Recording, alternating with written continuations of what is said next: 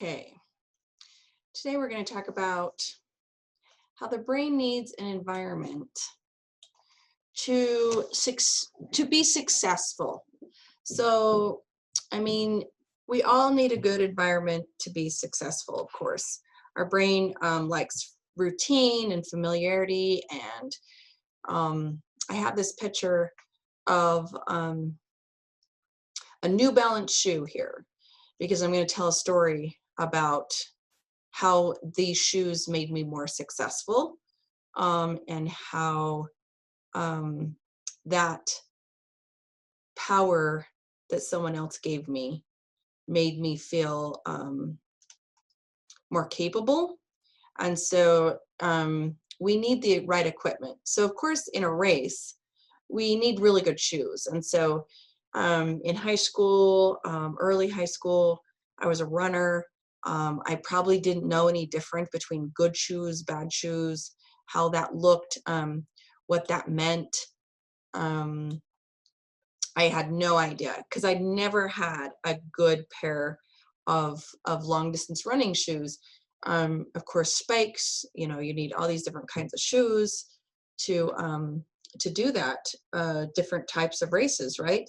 So, of course, I was on the lower end of the scale there for my social stance. So I didn't know the difference. Plus, I probably didn't have the money to buy any shoes. Um, and I had a coach that noticed that, and he, long story short, bought me a pair of New Balance shoes, brought them to practice one day, and said, "Hey, try these on." And they were New Balance. And of course, I've never turned back. Every pair of shoes I have, of tennis shoes, are New Balance, and they fit me well. And it was incredible of what that did for me. Someone, one, saw that I wasn't invisible, that I mattered. Number two, he had some sort of power and faith in me that these would help, and that I need a good pair of shoes. Um, and that that gave me the confidence also to run the race. So um, my feet had to have the right environment to be successful, and it wasn't just physical, it was psychological. So that's what we're going to talk about. We are going to talk about the brain and school and environment and motivation, and how to get to that long list, to get to motivation. And it's not just kids, this is for everyone. Any child, any teen, any adult can watch this and realize what it is that we need to be successful in order to get to motivation and to motivate the brain, because our fear responses kill motivation in the brain. So with that said, um, I'm Carol, and I work for Blomquist, and I do all the parenting classes, some webinars. We have them all on YouTube, so you can go to YouTube and look at the other references that I'm going to use for those webinars. And a little bit about the benefit here. If you have the benefit, we do phone and video counseling, also in person in many of our offices. We have a 24/7 crisis line. The free educational classes, like I was mentioning, they're now on YouTube, so we could just watch them later. And we are an EAP program that goes through companies and gives counseling and lots of other benefits to their employees. So this is a loaded screen, okay? So the thing about this is there is lots of stress, grief, and worry that's going on right now. And what that does is hijacks the brain. So we have to understand this screen. We have to understand how thoughts, feeling, and behavior uh, are impacted on the brain, okay?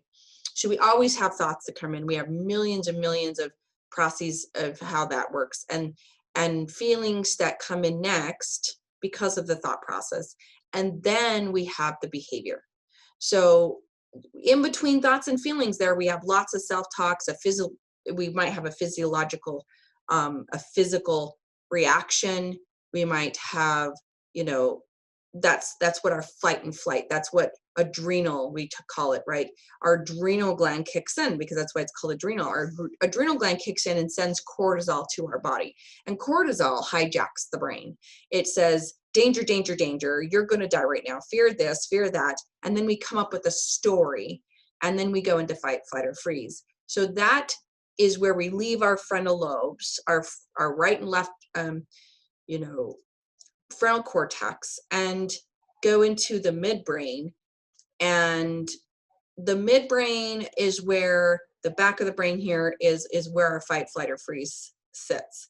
And so what happens is we will go into that survival brain. It's our stress response brain. It's our reaction brain. It keeps us alive. It's very, very important. We have to realize how we can manage it, though, when we aren't in danger anymore, and when we use it habitual. So it goes into, we go into habitual burnout with that, and we get into other problems. So the frontal lobes, back to the frontal lobes, is where we self-talk, reason, where we have a reward system, where we organize our thoughts. We organize. So something that comes in, we organize it. We figure out if we're going to use it, if we're going to throw it away, if we're going to react to it right now, if we're going to run, you know. So it's all organized. And so here's where we do that. But after we leave the frontal lobes and we don't have time to self-talk, because, you know, there's a car smashed up in front of us or dogs chasing after us, we're not going to self-talk. We go straight into our fight or flight. So we don't self-talk. So we have to understand what's going on here first, because if we can't self-talk our way into something or out of something, then we're in our survival brain, and that's hijacked, remember. So we're in our stress and grief and worry brain instead of an organizing, reasoning frontal lobe brain. So the four main reasons why we're not self-talking, like I said, is fight or flight or freeze. We go to the back of the brain. The second one would be burnout. So we're just burned out. These don't work because we're burned out. Number three, we're just impaired. Controlled substance, illegal substance, alcohol, it doesn't matter. All of those, any benzo, controlled substance, any illegal substance, and any parts of alcohol will impair the frontal lobes. And so we won't have as much emotional reasoning. We won't have a reaction. We won't have the skills to get to behavior, see, because that's after thoughts and feelings. So number four is mental disorder. So a full-blown mental disorder of back of the brain, PTSD, generalized anxiety disorder, panic disorder, agoraphobia. There's 14 of them that primarily kind of sit back there. So how do we get them back to here is therapy and medications and all kinds of different modalities. So that's a little bit of that. We have to understand, it's like, why can't this, you know. So for example, with the mental disorder, I didn't mention autism. So in the frontal lobes, we have processing and focus, okay? So when we don't have the ability to process as much, we don't have the ability to focus, we need help with that. And so there is techniques that we can do to get us there. But if we're not processing, right, that's up here too. That's not on the list, but processing is where we process something and then we self-talk, because we say, oh, that's just this sensation or texture or some, you know, different social phobias with autism that comes. Obsessive thoughts and obsessive behavior comes with autism. So we're not, we're sitting back here in our survival brain all the time, and that's exhausting. So same thing with PTSD when you're just reactive, right? So you're in your reactive brain. That's the back of the brain, midbrain. So more on fight, flight, or freeze. So you have to ask yourself, what is your normal level of function? What does that look like? And it's a good question to write down. And I always do a SUD scale of 0, 1 to 10. 10 is being the high emotion, just high. So whatever that is, if it's joy and you're an 8 out of 10, then you had joy in a very strong place in emotion. So it's just 10 is a strong. So are you in a high functioning situation, or are you low mood, low memory, low motivation, and low management? So that would be a 9 or a 10 if you're in low, if you have restriction in those areas. So you live in an 8 out of 10 survival brain. You're in survival brain 80% of the time because you have a low mood, low memory, low motivation, low management, if that makes sense. And once again, cortisol is the adrenal gland. So cortisol, we are supposed to have the highest level of cortisol in the morning. It releases in the morning saying, get up, do this. All of your functions, your liver, your spleen, everything has a rhythm. And so it tells you to do things. It activates the body to do certain things. So cortisol is supposed to be the highest in the morning when the sun comes up, not at night. So if you have sleep issues, you have motivation issues, you have management of time, your cortisol levels are messed up. They're off rhythm, and everything else in your body's off rhythm. And usually it comes from the gut also. Serotonin is produced in the gut. That's your happy hormone. So if your gut's messed up, you're not getting serotonin from your gut to your brain. And so there's just lots of body stuff here. And I'm such a body therapist, it's like, okay, what's in your body? What is your side effects, your symptoms from having a low memory, low motivation, low mood, being in your fight or flight most of the time. So that's a little bit of that. We have to look at the whole body. And I'm going to talk about sleep. I'm going to talk about what that looks like, because that's a huge part of this. Because if we have high cortisol levels at night, we're not sleeping very good. So, and this is the recipe for motivation. So we have to, this is my own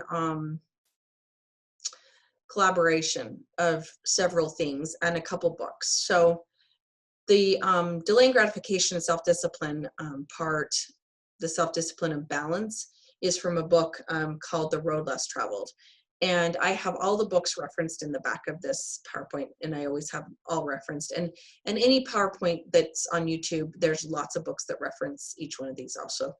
And so we have to understand that in this time of stress, cortisol hormone, and we're in the back of the brain a lot more than in the front of the brain, then our self-discipline is not there, our delaying gratification is not there, and we don't have much of a reward system because that's been stripped from us.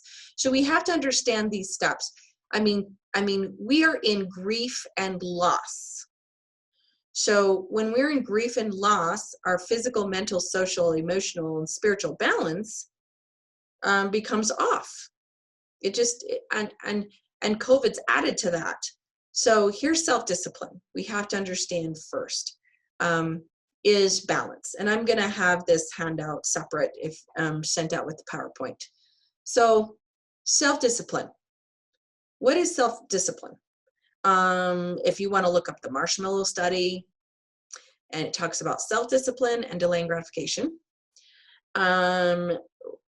It's different than motivation. Self-discipline says, I have balance, then I have boundaries around my balance, and it's because of my value system. And then I have a higher purpose in that value system. So that's the steps. So those are very, very deep root issues that we have to get to. So if we're out of balance, we, say we're at a social balance because of COVID, we're just not having social connection.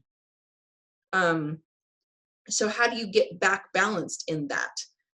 Like I said, physical is my number one, which is sleep, diet, and exercise. If we're not sleeping, exercising, moving at least, and eating and using supplements, on top of that because we don't get enough of all that in our foods, our minerals, our amino acids, and our vitamins. And vitamin D3 helps that balance. We don't get that from the sun, sorry. You're gonna have to take it. That's a whole other PowerPoint I probably will have to do next year. And then here's our balance. And then where's our boundaries? How do we be self-disciplined with ourself and our self-care and our boundaries to get us to stay in balance? And then the reason why we're doing that is because we have a value system. We value physical exercise. We value sleep. So we have to have boundaries around sleep.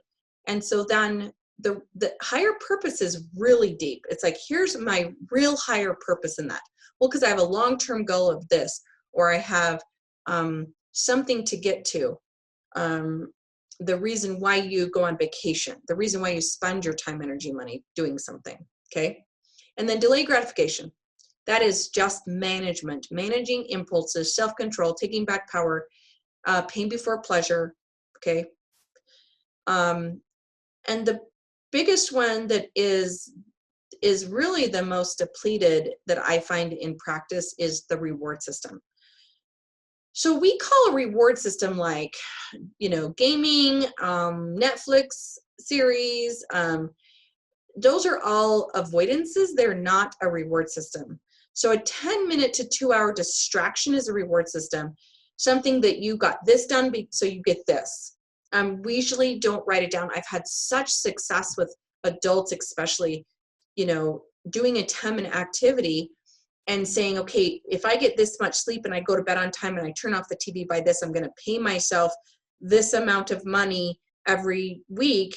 And then at the end of the week, I get to buy myself this, or, you know, it doesn't matter. I always talk about my lovely reward system. I joke about it when I taught substance abuse groups for years. It was always like, my car is a reward system. So easy enough. My time, energy, money goes towards my car. I keep track of it. I care for it.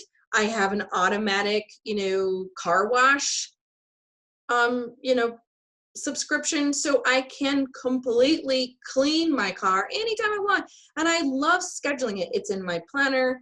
Everything's about time. And you know, you can watch my time management class and it talks about this. If it's not scheduled, it doesn't happen. You have to schedule your reward systems.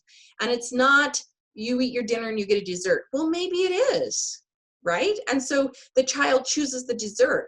The child chooses to make something fun, cookies and, you know, maybe a new dessert, and they get to make that. It's a great distraction, plus it's a reward system. So when you get to make dinner and you get to choose what you are making and you eat healthy, then we get this healthy, you know, dessert later too, hopefully. But, you know, so 2 hours plus of doing something, and I have, by the way, 1 hour rule for adolescents. Anytime we're doing anything for over an hour, YouTube, gaming, TV, you know, anything over an hour of doing one thing, it's not a reward system or distraction anymore. It is an avoidance. So we avoid food, social, sleep, homework, cleaning our room, because we're on this reward system kick that thinks that we get to play or game for hours, or we get to be on YouTube for hours. And then all the questions, I know, you know, at the end of this, I'll just add some questions. And it will be the questions of all the parents that have already asked this to me. I'm going to do a Q&A by myself with this. It's number one along the way. So number one is, well, I can't get the kid to get off the devices. There is no consequences. And that's the issue, is here's a reward system. We can make it a reward. It's really difficult to do distractions if they're avoidances. And it's like, here's a good distraction. You get to do that as a reward, but there's no boundaries in the consequences. So we have to set up those limits ahead of time. That's in my emotional coaching webinar. Step 5 is setting limits. There always has to be limits. So it's 1 hour. That's the limit. And it's a reward system now, instead of a an avoidance. So that's one clue, is putting time as your boss. That's always a good idea. It's not you, it's not the teacher, it's not the person, it's time. Time is the boss. There's a timer that's set. When that timer goes off, they have to do something else. Now, the question will be, yeah, right. They don't get off. They don't quit. They don't do what they're supposed to do after they get their reward system and they do their reward, and then they're supposed to move on with their homework or with doing their home, cleaning up the room or whatever. So there is a consequence. There has to be limits to that. So you figure that out in step 5 with the child, what that looks like. And those are boundaries, not battles. We are not needing to battle ever. That is a false myth. I despise the statement, pick your battles. No, there's no battling in this. There is boundaries, and you won't battle. There is simple limits and boundaries as parents. And there's a whole webinar just on that, boundaries and parenting and boundaries. So you can watch that, but and it explains more about that. And once again, go back up to self-discipline. You have to be self-disciplined as a parent to model that and show that there is boundaries. There is limits to time, energy, and money. There's limits to balance. I'm not going to just give away all my balance and be mentally or socially or emotionally out of balance because of all of these other things. So we have to, so there's 3 little check marks there, and you can fill, if you print this off, and you can fill that in. What are your top reward systems? What is the plan? Because this is super important, and this is the part, like I said, I see the most depletion in with my clients, is that they do not have that set up. We think we do, but we don't. So you've got to schedule it. Now, another part of this in the end of this webinar is make sure your reward systems click with the child's love language. So if they need a reward system of time, service, gifts, words of affirmation, or touch, you make their reward system accordingly, especially if they're littler, right? And they're not adolescents, you can really, what, here's your reward system. You get to choose a gift out of the basket when this gets done. And that's because they're a gift kid, if they just want time, it's you buy them, quality time, you and the child, and they get a reward of going to the store with you or ice cream, and so that's always a good thing, to make sure the reward system is hooked up with their love language. Motivation. So the thing is look at this list and think of all of us that are, that get paychecks, right? So I always joke about this story, right? It's like, okay, so say I got my salary a year in advance and I'm, paid up. Would I still have the same discipline, the same delay of gratification, and the same reward system to get to motivation to do it again, to come to work? I mean, would I be a really crappy employee, or would I be in Cancun? Would I just keep working the exact same way? Most likely not, because we have to wait 2.5 weeks. We have to delay gratification to get to keep working. Well, we go backwards, go way back. We have to go to bed on time to get up, to go to work. That's self-discipline. That's balance. That starts with balance first. We have boundaries around that. Oh, no, this is what I need to do because I want to keep my job. So then we have a delay of gratification. Then we're rewarded for that with a paycheck. And then we're motivated to do it again. It's the only way our brain works. Now, this can be the opposite in a poor way. Think about it. Are we rewarded by drugs, alcohol, gambling, anything that's mirroring? We're rewarded, and then guess what? We're motivated to do it again. So the mirroring neurons are very true and real. Modeling is very, very Very, very scientific. So if we model motivation, if we model a reward system, or in the wrong way, if you will, then we're motivated to do it again. So there's reasons and willingness. There's for the value system that's connected to the motivation. So if I have a value of integrity, that's what we do behind closed doors. I'm going to be an employee that's okay going to work, even though I've been paid in a year in advance. But that's really tough. You got to have the value of integrity. So outside internal forces, there has to be outside internal forces. Some of that is natural consequences for the outside forces. Kids dropping out of school, not getting, their grades and stuff. But if they don't have a reward system, why do this? Now think about what all of the reward systems that's been taken away from us because of COVID. There was no graduation last year.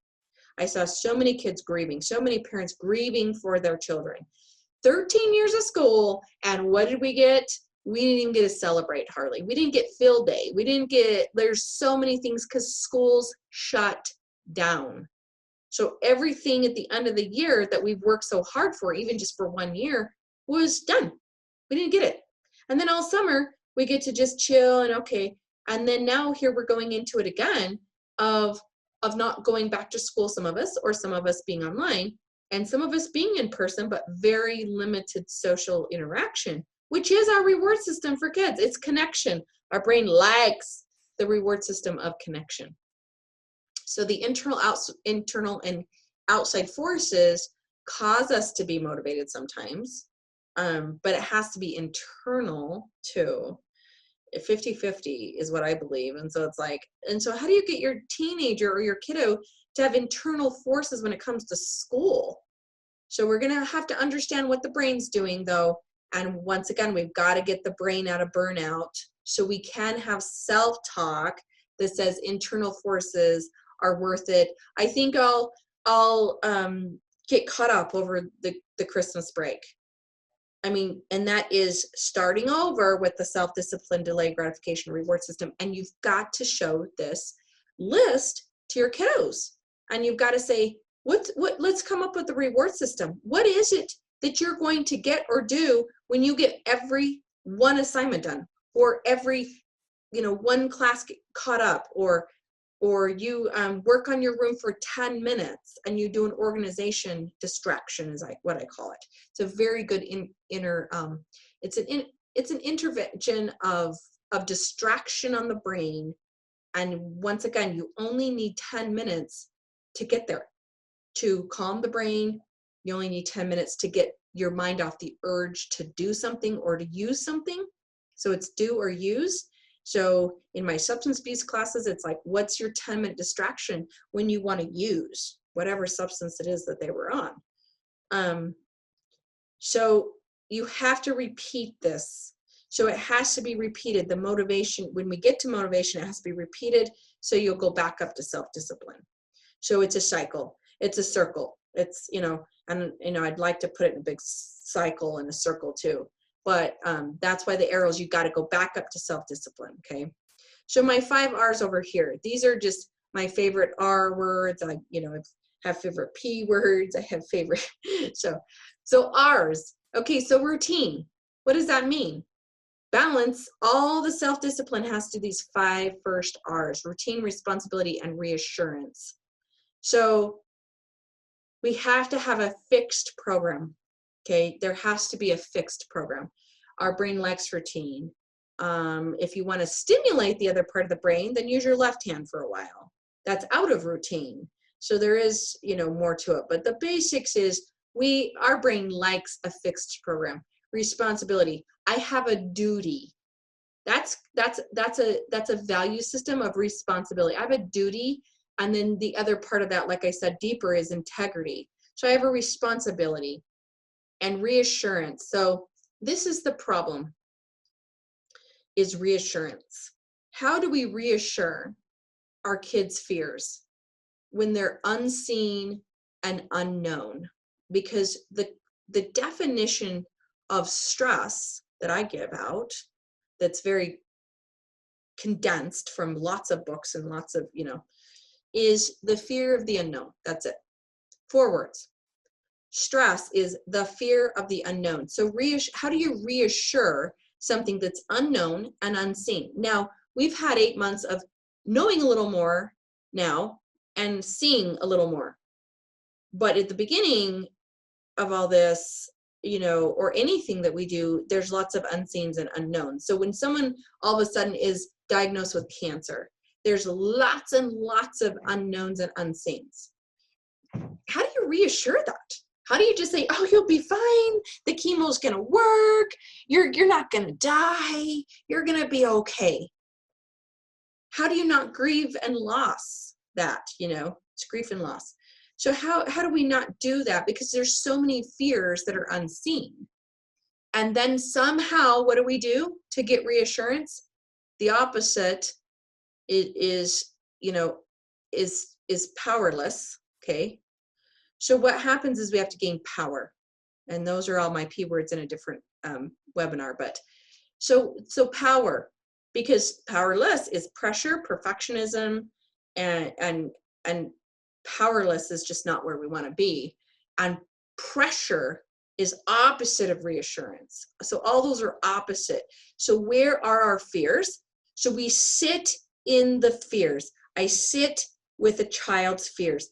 I listen and validate those fears. I state what they're saying. I do not fix it. So that's the reassurance.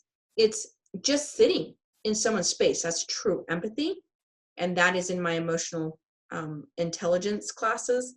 True empathy is, how do I sit in someone's fear and be okay and say, yeah, this sucks. This is not right. There's lots of fears that you're having. You should, have these fears because there's so many unknowns. But then we quickly want to go to, but how can we get over that? Let's just not cry about it right now. We got to get going for school. So there's some limits to that, how long you sit in that, right? And how long, if there's limits that you have to get on the bus, okay, we're going to sit in this for 10 minutes. And then how do we get to the step 5 is the finding a solution without you as a parent or a boss or anyone else fixing it, or a spouse. Because that is not what we want to get into, is parent-child relationship where I have to fix this because I can't sit in this emotion anymore. So we get scared of sitting with the emotion and then we want to fix it. So every minute that you go into fix mode with your spouse or your kiddo or your employee or whoever, that's the moment that you have to tell yourself, wow, I'm having a hard time sitting in fear, which is fight, flight, or freeze. That's your fear response brain. That's it. So you go into this fear, I'm going to fight, or I'm going to flee, or I'm going to freeze.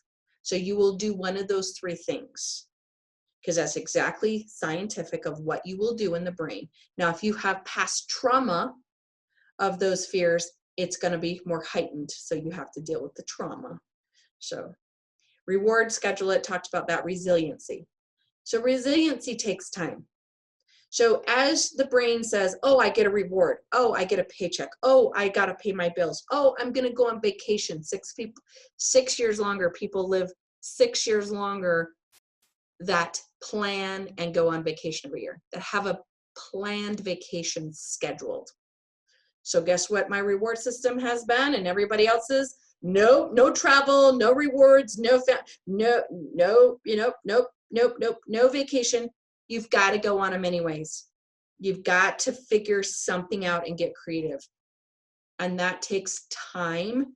Over time, your brain gets used to that, and you say, okay, that's what motivates me, because I spend my money this way and I spend my time this way, and it's because of my value system, because I value myself in self-care and going on vacation and family time or whatever it is. Now on here, 6 stages of change. That's a model that is very helpful. You can just look that up if you want to. I've got handouts on all these 6 stages of change. This is, and all I can do is, that will definitely be on the list for next year. I've got a list of things that I've talked about that I haven't that people want for next year's webinar like topics, and that one is one of my favorite models. So I'll definitely do one of those next year. So it just explains the stages. And now we have to be in a certain stage. Pre-contemplations, denial, I'll go through them real quick. Contemplations, within a month I'll do something new. So we're not self-discipline, delaying gratification, we have a reward system, we're not motivated at all yet. We haven't even gone through this yet. The next one's prep. Well, I'll do something, but I'm gonna have to figure out where the gym is, if I'm gonna go to the gym 3 times a week, and I'm gonna have to find out if it's open, and then sign up, and then, like, you know, same thing with the medical issue. We're not ready to change anything to help our medical issue, and we're just prepping. We're kind of just seeing what's out there, but we haven't made a change yet. So now we've got 3 steps done. Now we go into action, and we actually go to the gym. And we stay in action for 3 months. The first 3 months is experimental. Oh, let me just see how this works. See if I stay in action. The 3 to 6 months of action is now action. Now there's relapse anywhere in between here. So we just stop doing it. We relapse. We you know, just, I don't have any motivation in doing this. I have no reward system. I don't see any rewards. So we stop doing it. But think about all our kids in school right now. They're not in action. There's so much change going on that has not been consistent that they can't even get to action, because there's so much adjustment going on that the adjustment on the brain takes 6 months. It goes along with this stage 2. 6 months of adjustment. If it's not treated, if we don't do something about it, it goes into post-trauma. So you can get post-trauma within actually in 3 months. So it takes 6 months of action of doing something new, therapy, a routine, sleep habits, 3 to 6 months. It's a long time. And so, and if we relapse and just stop doing it, we went back to pre-contemplation, denial, contemplation. Well, I guess I'll do it again. And then prep, how can I do it again? And then we go into action again. We start over. So in statistics in this model from the 60s, I mean, you're going to go through those stages maybe 4 to 6 times before you get to maintenance, which is the last one. You're going to relapse several times. So we got to be easy on ourselves, but we got to figure out, well, this didn't work. I'm like, so I have a couple or a family in my office, and I say, so what are you doing that's helping? Well, this and this, and oh, well, are they following through with doing that? No. Okay, it's not working. It's not working. We got to find something else. So we got to go into maintenance after 6 months of doing something new. So this is why, by the way, New Year's resolutions never, ever work. About 78% of people don't look back at their New Year's resolutions after 3 weeks, really. So we quit doing it. We go into relapse. That's because you know, 6 stages of change. They didn't do the stages, and they didn't have a reward system, and they didn't stay in motivation, so they wouldn't relapse. Okay. So relapse happens if routine, responsibility, reassurance, and reward and resiliency isn't there. We relapse. So I should put a big relapse, you know, right? How to prevent relapse. So, but here's the recipe. I love ours in this, you know, so here's the recipe though, over here, but here's, you know, I don't need to go over, this is how we get to relapse. This is why relapse happens, why we're not resilient. I have several books over here. I think of books all the time when I'm teaching this.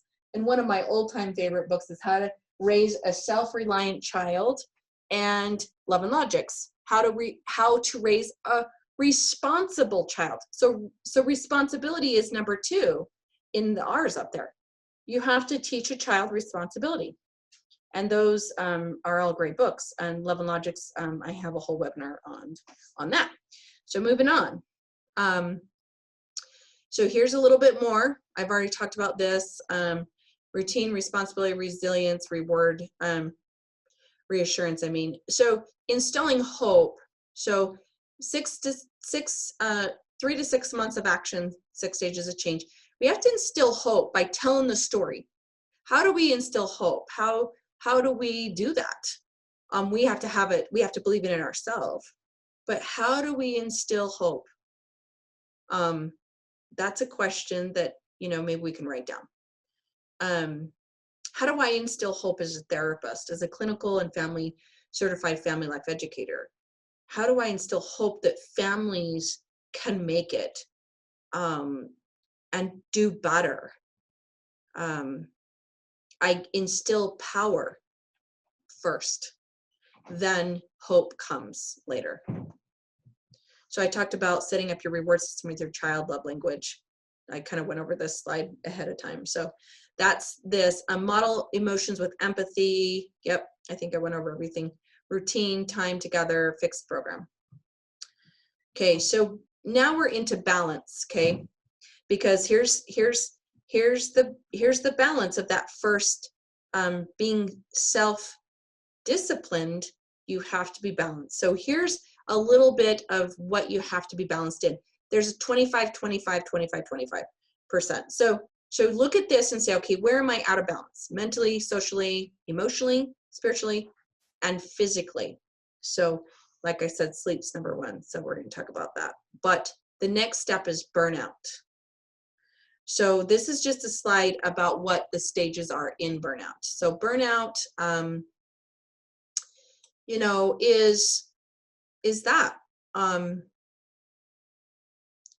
there is 5 steps to burnout. So let me give you an example. The first month of COVID was a honeymoon stage of burnout. Oh my gosh, we get to stay home, we get to eat, you know, cereal in our pajamas at noon, and I don't have to catch the bus anymore, and I get to work from home, yay. And every mother told me after about a month, they were out of the honeymoon stage. Like, I didn't home teach my kids for a reason. And then everyone's like, I work outside of the home for a reason. Like, yeah. So onset of stress, then the onset of stress came, okay? Now tell me, we're at 6 months to 9 months. So it's like we are in chronic stress in a hole, because I can see symptoms of, you know, in general, a lot of people are in just chronic stress because that is habitual in certain behaviors that are ongoing, but they're not, it hasn't been 2 years yet. But it's like, wow, this. And then people come to therapy and say, I don't want this to be a long-term thing. So 6 months, remember, here's the adjustment. It's 6 months, but after 6 months, if you continue habitually in these cognitive, emotional, behavioral, and physiological symptoms, then it turns into post-traumatic. It's not just stress anymore. It's post-trauma. Because here's the trauma. We're in trauma adjustment. And then that trauma and adjustment turns into post-trauma because of what fires in the brain. So here's what fires. This is never ending. I'm really sick of math. I hate this teacher. I hate online school, whatever. And then what wires together fires together. What fires together wires together.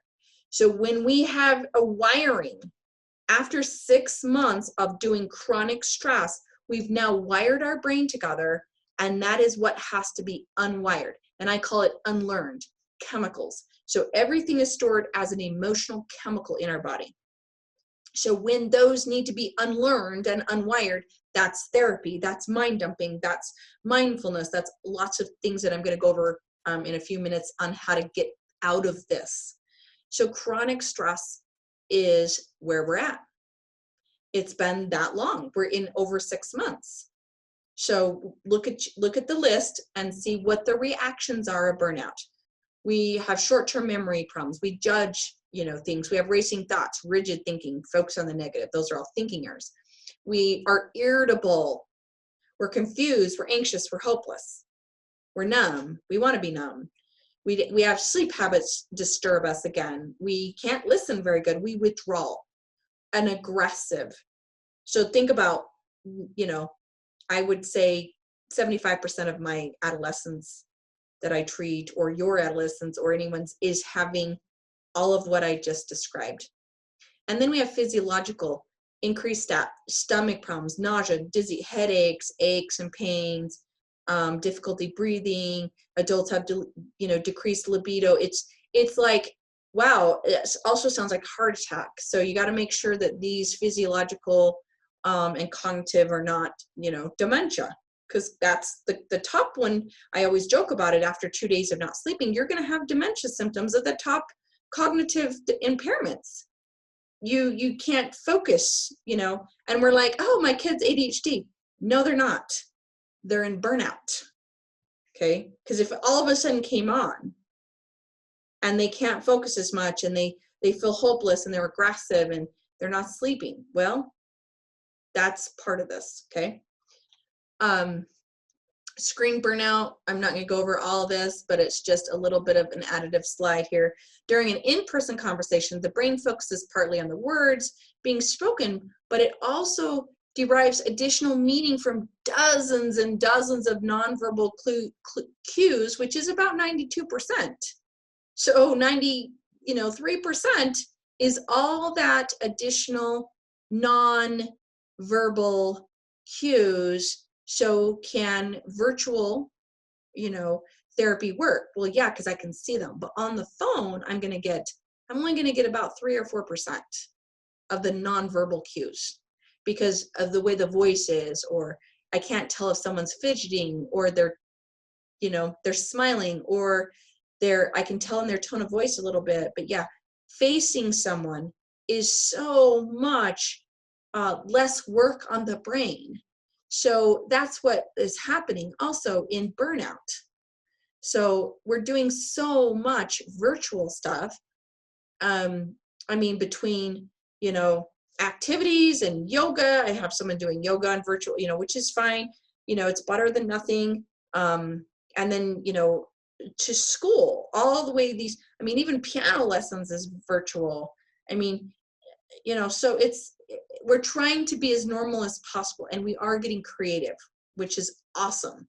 But just know that this is a real thing, is screen burnout. So now we go to values, okay? So what is our values? Like I said, time, energy, money. Where do you put your time, energy, money? If you want to find your values, there's a values list you can print off. Brene Brown's website has one. You can just Google 250 values list, and it comes right up on a PDF, and you can choose your values and say, what is it that I want to live by with my time, energy, and money? Where does that go? Where can I put my time, energy, and money? And if you tracked your time, you'll see, where your values are. And I have people do that all the time. In the time management webinar, it talks about that. So how do you track your 168 hours in the week? How do you track it? Well, you just do that. We all have 168 hours in a week. So in Covey's book, Clock Management, I love the clock. I love the clock being the boss. Here's an egg timer. I want you to put away your socks for 5 minutes and see how fast you can go. See if you can beat the timer. Done. So that's management. That's commitments, appointments, goals, activities. You set the timer. That's just clock. That's managing time. And time's really weird right now for a lot of kids too, because it's just so off. Our brain is really in numb mode. It's just in this adjustment. So this adjustment saying, wow, I don't even know what's happening. This is so different and weird, right? So the vision is the compass. So you wake up and say, where's my values? Where's my principles? Where's my family mission? Where's my personal mission? Where's my direction? And where is my power? What do I have power over? We've got to take back power instead of being dictated, okay, by our bodies, by other people, by, COVID. No, we don't have to be dictated. We don't have to be dictated. So, but that's what happens when when our power is taken away. So wake up calls, when you get a wake up call, and you're not in a hotel and you're not happy to get a wake up call, it's when what we do doesn't contribute to what is most important. So all of a sudden you get a wake up call in your family, in your career, in your marriage, and you get a wake up call and it's like, wow, And that usually is a compass wake-up call, okay? So it's not a clock wake-up call. So boundaries, because that's part of putting boundaries around your value system. Kids are hardwired to push boundaries. Parents' job is to hold them. It's not about being liked, okay? So guardian's job, a parent's job is to be a guardian, protect, of course, healthy environment, manage it, manage everything. You manage it, you coach and challenge, you don't bully and rescue. So there's no management in rescuing and bullying. It's just managing, correcting, teaching, and enforcing. And the source is basic needs, support, and wisdom. So sleep. So just a side note on this, and then we'll go into coping after all this. So I just went through those first, like, okay, here's some values, here's some balance, here's some boundaries about how to be self-disciplined. But here's a side note from that. REM sleep, better brain development, boost in memory, concentration, learning, mood, creativity, better immune system, less depression, more growth, hormones, improved blood supply to the muscles. I tell kids, your muscles only grow when you have REM sleep. That's factual. So they grow when you're sleeping in REM sleep.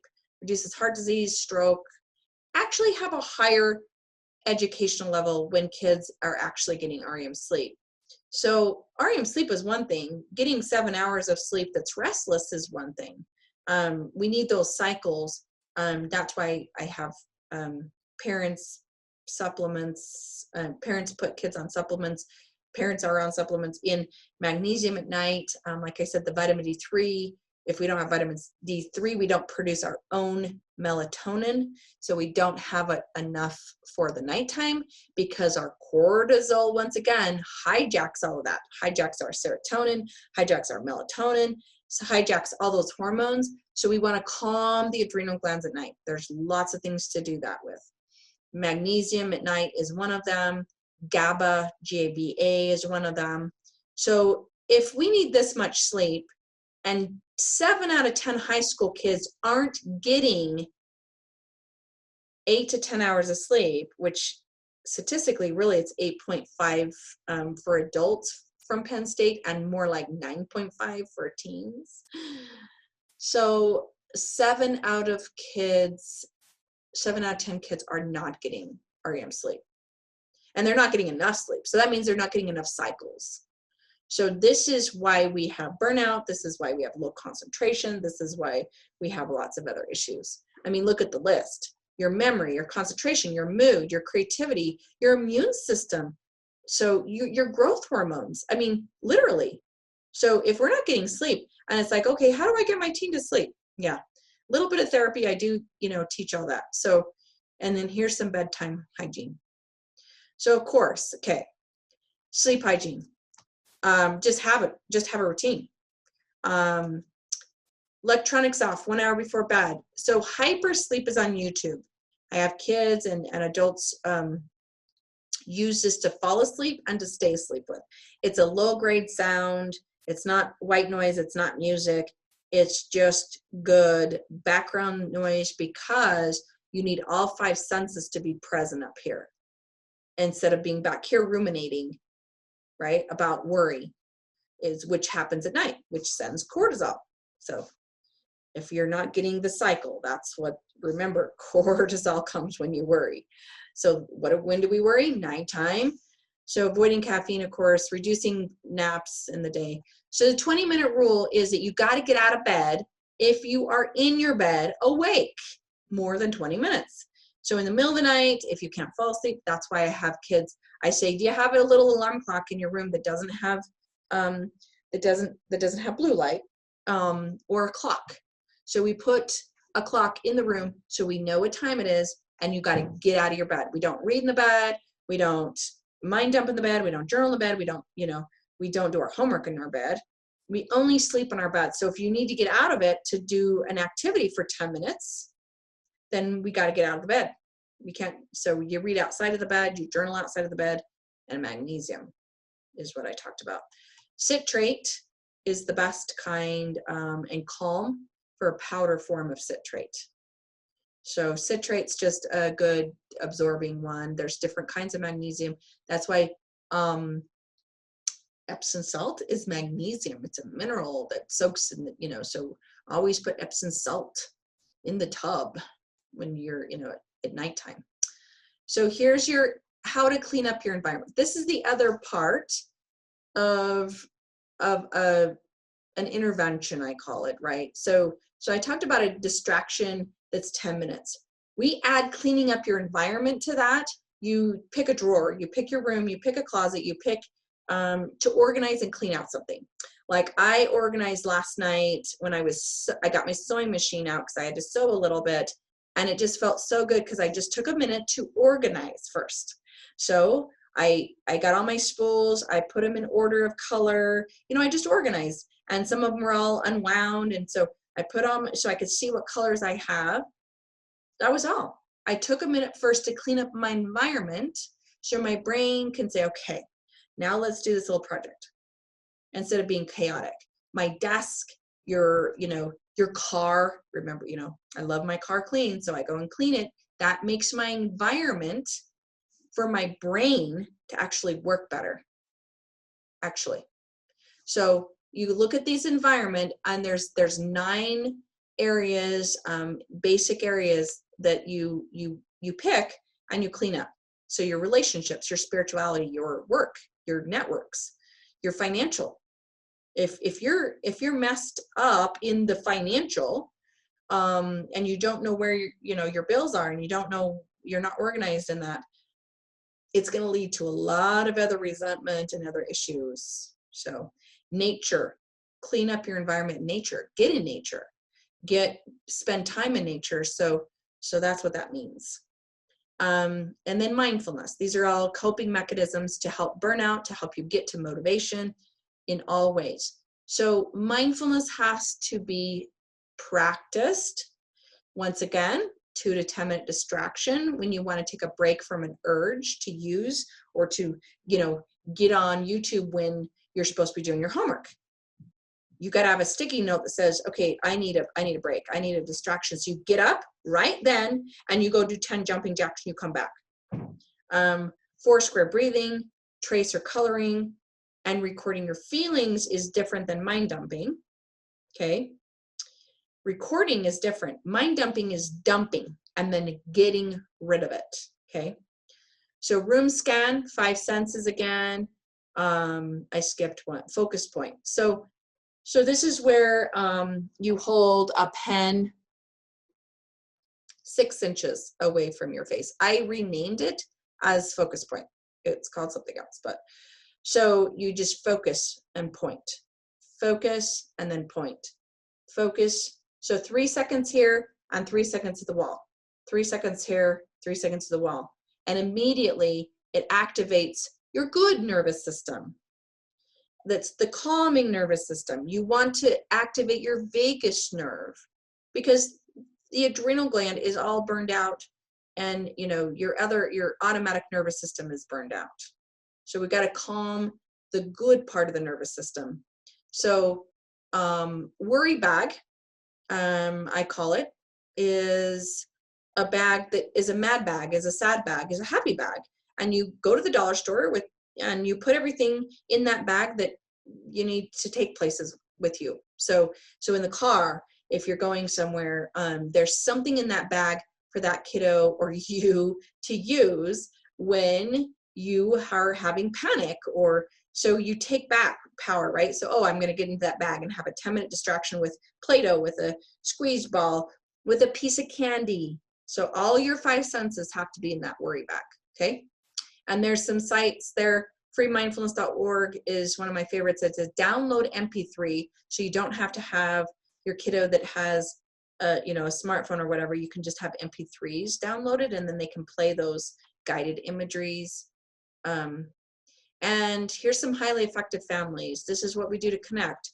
Hot topic time for 30 minutes a week. Family mission, we talked about that, and your 5 values, your 5 top values.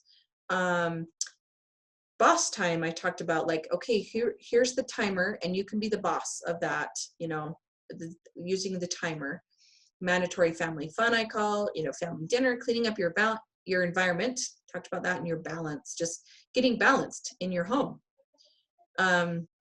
So let's see, anything of these that we didn't talk about. Routine, timer is the boss. Here's some reach out. Safe app is always a good one that kids can text on.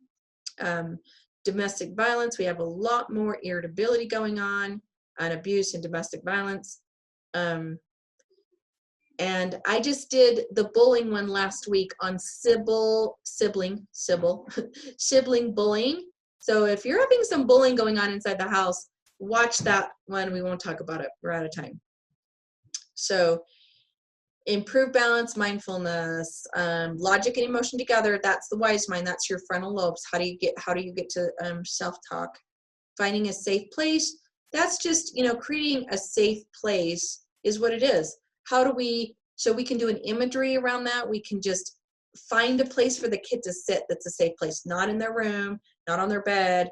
They can be in a corner of the room for a safe place, but when they need to be a time in with you and going through really strong emotions, they need to have a safe space to be in. To connect, thinking errors, cleaning up your environment, create a reward system, mini vacations, and you can do it. So here's the finish line. The miracle isn't that I finished. The miracle is that I had the courage to start. There's so many things that I could just personally go through that quote. There's so many things that you have to just start, and you have to have the courage to start it.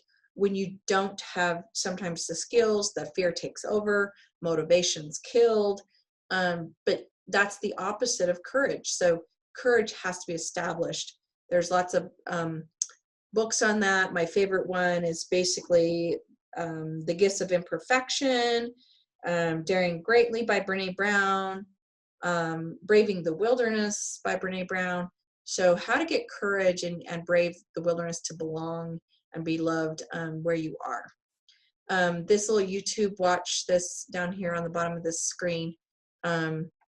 It's how to go into a growth mindset instead of a fixed mindset.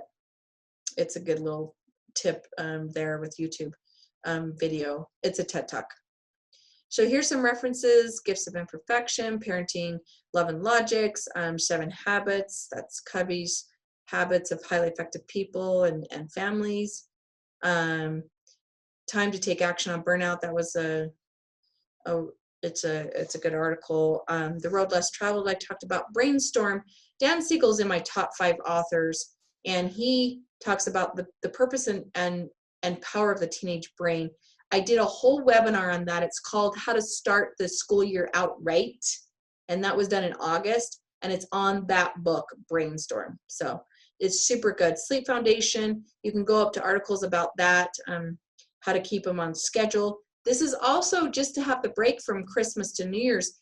We always get off schedule, right? And then New Year's on, when they go back to school, I have parents report every year how horrifying it becomes that first week, getting them out of bed, getting them on schedule, getting them back. So try during the break to stay on schedule as much as possible and just have fun and relax. But so there's a couple YouTube videos on that. And I hope y'all enjoyed that. If you have any questions, I'm going to go back up to this first one where we're recorded here, to my information. So there you go. So you can text on my cell. If you need an appointment, call that main number for the office. If you need anything else, and questions about how to get this brain to be in the good environment to succeed, is with the right equipment. So always seek out help and watch the other webinars, because there's lots of resources and help on there, and that's why we did it, so we can have lots of those other resources for free. So thanks for watching, and hope you enjoyed it, and we'll see y'all later.